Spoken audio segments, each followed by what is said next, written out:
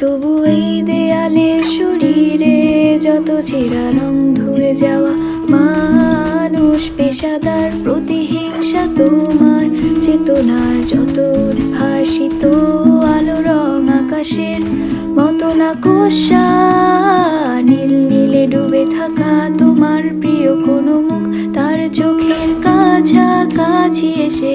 কেন পথ ভেঙে দুটো মানচিত্র একে দুটো দেশের মাঝে বিধে আছে অনুভূতিগুলোর ব্যবচ্ছেদ।